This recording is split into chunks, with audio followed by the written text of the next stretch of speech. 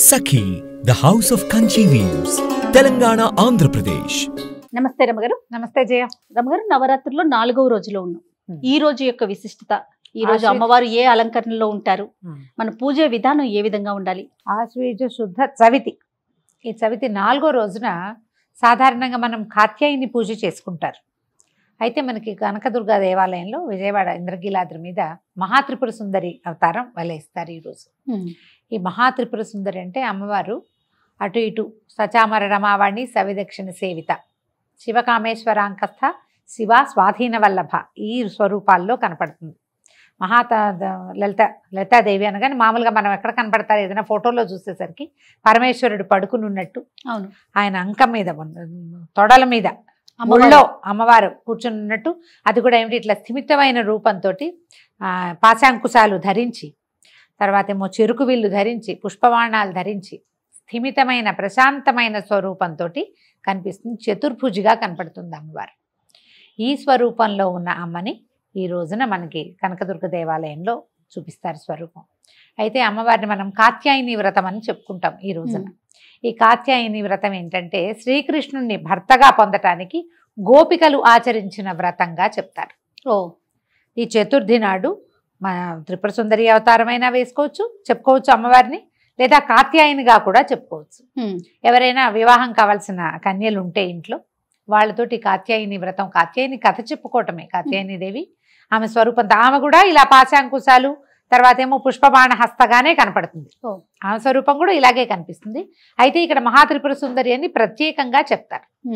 పులిహోరని నివేదనగా ఇస్తారు అమ్మవారికి. బాగా అంటే మంచి కలర్ఫుల్గా ఉండాలన్నమాట పదార్థం, పసుపచ్చగా పచ్చటి పదార్థాలు. అమ్మవారికి మనం వేసుకున్న పసుపచ్చ లాంటిది కానీ, పసుపు కానీ, ఆ తర్వాత నారింజ రంగు, ఆరెంజ్ కలర్ కానీ, బాగా రిచ్ దట్టమైన నారింజ రంగు కానీ ఆ వస్త్రాన్ని సమర్పించవచ్చు. అయితే ఇప్పుడు కాత్యాయని వ్రతం గురించి చెప్తాం. కాత్యాయని వ్రతం గోపికలట, ఈ గోపకులంలో పుట్టిన ప్రతి కన్య శ్రీకృష్ణుడినే భర్తగా కావాలని కోరుకునే వాళ్ళట. ఈ భర్తగా కావాలి అంటే ఇది ఒక గోపిక కృష్ణుడు, ఒక స్త్రీ ఒక పురుషుడుగా చూడకూడదు. ఇప్పుడు గోపకులంలో పుట్టిన వాళ్ళందరూ కృష్ణుడికి మేనమరదళ్ళే అయ్యుండకపోవచ్చు. అందులో కొంతమంది బాబాయ్ కూతుర్లు, పింతల్లి కూతుర్లు కూడా ఉండుండొచ్చు. కానీ ప్రతి కన్యకకి భర్త కావాలి, కృష్ణుడే కావాలని, అలాంటి వాడు కావాలనిపిస్తుంది. మనం దీన్ని ఎట్లా చూడాలంటే ప్రతి మానవుడికి, ప్రతి జీవికి భగవంతుడు కావాలి. ప్రతి గోపిక ఒక జీవాత్మ, ప్రతి జీవాత్మకి పరమాత్మలో లీనం అవ్వాలని ఉంటుంది. అదే దీని గతి. నీకు తెలియని తెలియకపోని కొన్ని జీవులకి, కొన్ని జీవాత్మలకి తెలుస్తుంది, నేను కాదు, నేను ఇక్కడ ఉండవలసిన వాడిని కాదు, ఈ శరీరం నాది కాదు, నేను భగవంతునిలోని ఒక అంశస్వరూపాన్ని, నాలోనే పరమాత్మ ఉన్నాడు, నన్ను నేను కాదనుకుని భగవంతునిలో నేను ఐక్యం అవ్వాలి అని ఒక ప్రాణికి తెలియచ్చు, ఒక జీవికి అర్థమవుతుంది. చాలామందికి అది అర్థం కాదు. ఏదో పరిగెడతాం, ఏదో చేస్తాం, వెంపర్లాడతాం, ఏదో కావాలనిపిస్తుంది. అది ఏమిటో అల్టిమేట్ గోల్ ఏమిటో అసలు మనకు తెలియదు. ఆ గోల్ తెలుసుకునేదాకా ఈ ప్రయాణం నడుస్తూ ఉంటుంది. మనం మళ్ళీ పుడుతూ ఉంటాం, మరణిస్తూ ఉంటాం. ఇక్కడ చేసిన పాపాలో పుణ్యాలో వీటి వల్ల ఇంకొంచెం ఉత్కృష్టమైన జన్మ వస్తుందో, కొంచెం నికృష్టమైనది వస్తుందో, ఏదో మనం చేసిన కర్మానుభవాన్ని బట్టి జనన మరణ చక్రం తిరుగుతూ వెళ్ళి ఎప్పుడో ఒకప్పటికి ఇది నేను కాదు అనేది అర్థం అవుతుంది. ఆ అర్థం కావాలంటే గోపికలు భగవంతుడిని భర్తగా కావాలని భావించినట్టుగానే మనకి భగవంతుడు కావాలని భావించాలి. ఆ రకమైన తెలివిడి, లోపల తెలివి కావాలంటే ఇలా ఆరాధన చేయాలి. కాత్యాయనిని ఆరాధిస్తే మనకి పరమాత్మకి ఉన్న తేడా ఏమిటి?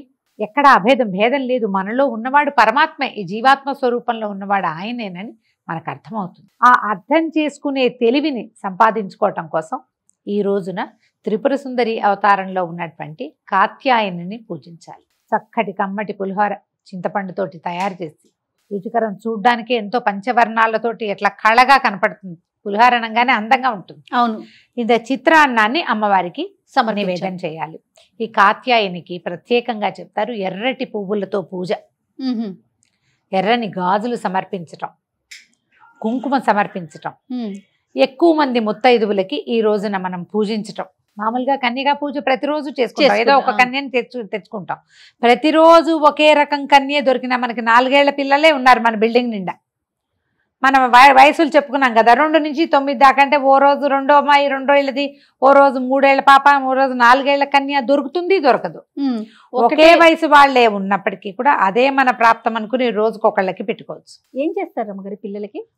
కన్యకి ఎలాంటి పూజ చేస్తారు? కూర్చోబెట్టటము, పాదాలకి ముందు కాళ్ళు కడిగిస్తాం, కాళ్ళు కడిగించి కూర్చోబెట్టి కాళ్ళకి పసుపు రాసి, పారాణి పసుపు సున్నము కలిపితే పారాణి తయారవుతుంది. అవును, కాళ్ళకి పసుపు రాయటం, పారాణి పెట్టడం. ఒట్టి పారాణి పెట్టకూడదు, పసుపు రాసిన పాదాలకి పారాణి పెట్టడం.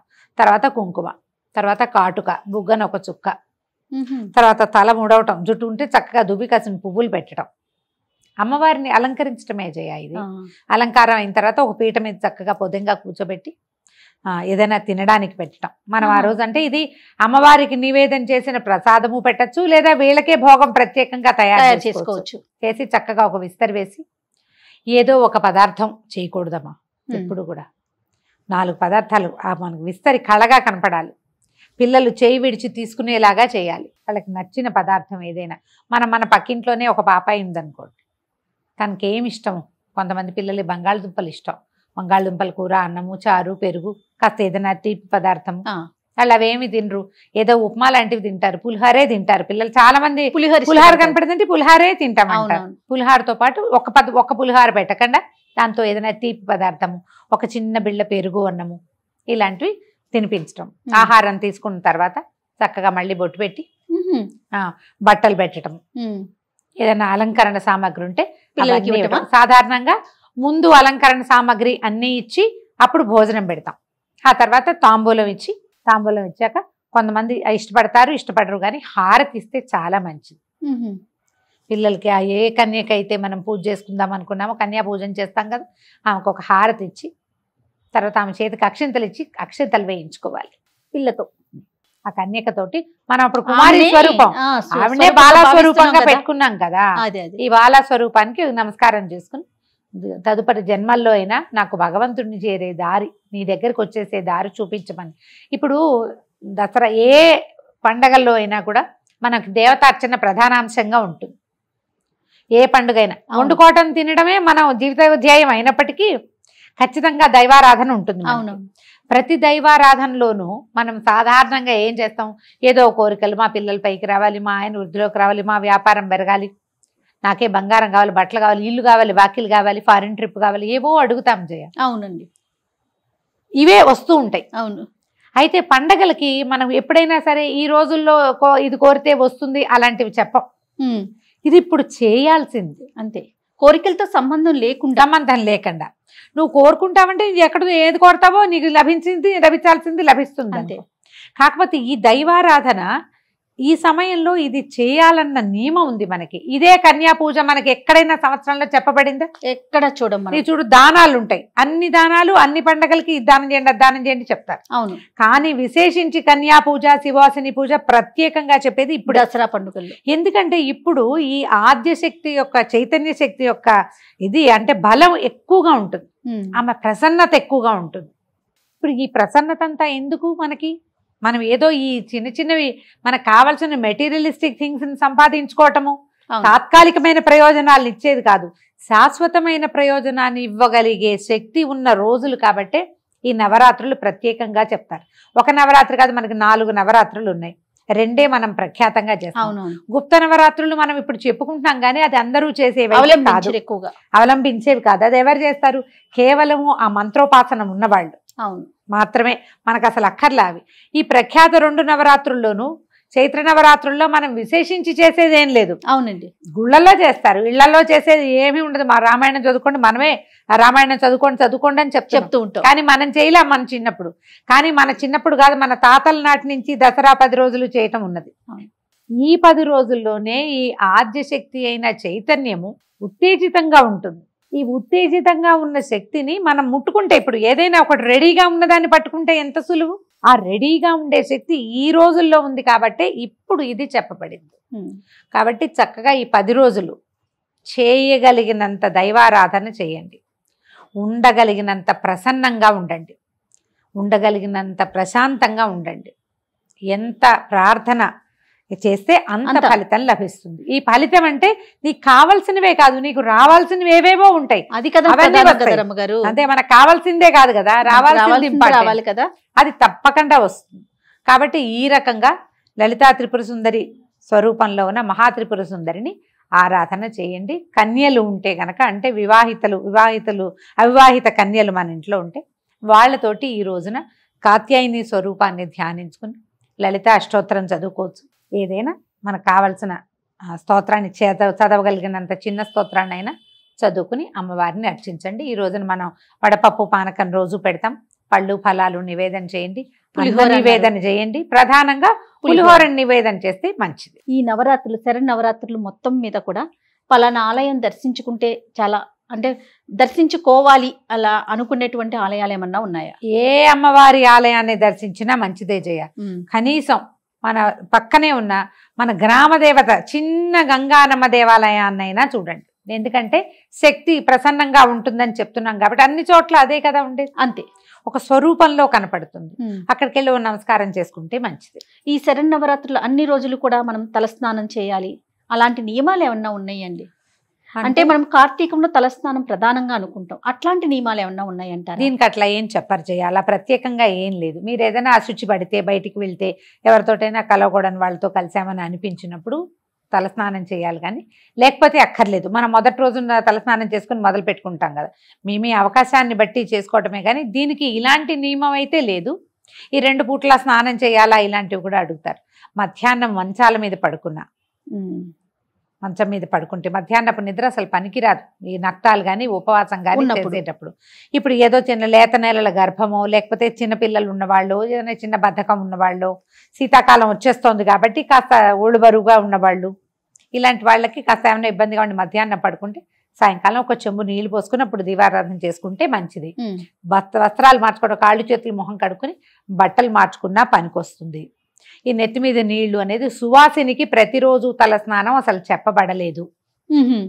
సువాసిని తొలి రోజున మొదలు పెట్టుకునేటప్పుడు చేసుకుంటే, అంటే భర్త ఉన్నవాళ్ళు, ముత్తైదువుగా ఉన్నవాళ్ళు కొంచెం పసుపు రాసుకుని కంఠస్నానం, మామూలు స్నానం చేస్తే సరిపోతుంది. మీ అవకాశాన్ని బట్టి రోజు తల తడుపుకుంటే దసరా పండగ, పెద్ద పండగ వచ్చే లోపల మీకు జలుబో జ్వరమో ఏవో వస్తాయి. సీజన్ మంచిది కాదు కదా, కాబట్టి మీ అవకాశాన్ని బట్టే. కానీ ఇక్కడ ఆ నియమం లేదమ్మా.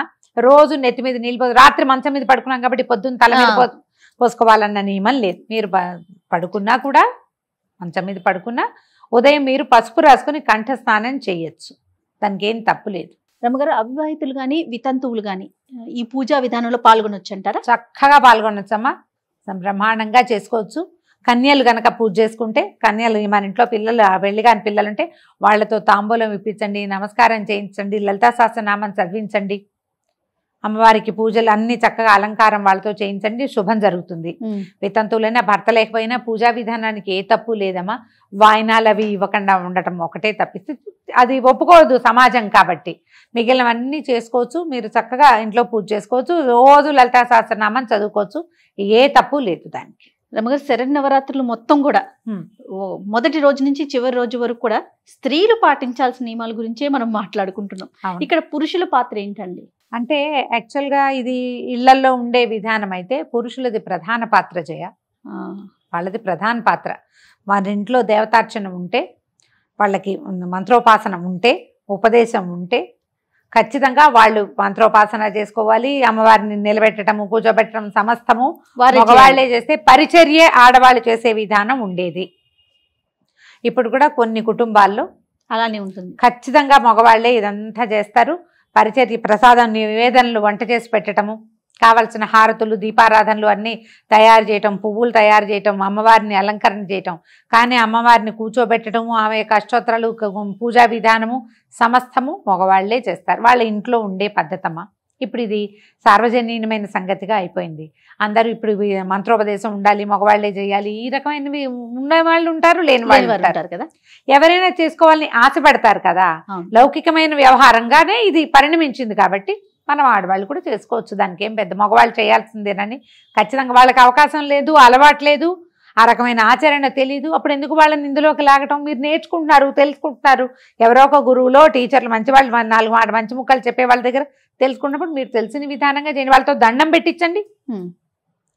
మీరు ఇంట్లో పూజ చేసుకునేటప్పుడు మీరు ఏదైనా ఒక నియమం పెట్టుకున్నారు, ఈ రకమైన ఆహారమే వండాలి అని, మగవాళ్ళు దాన్ని గౌరవించినా వాళ్ళు పూజ చేసినట్టే. అంతే.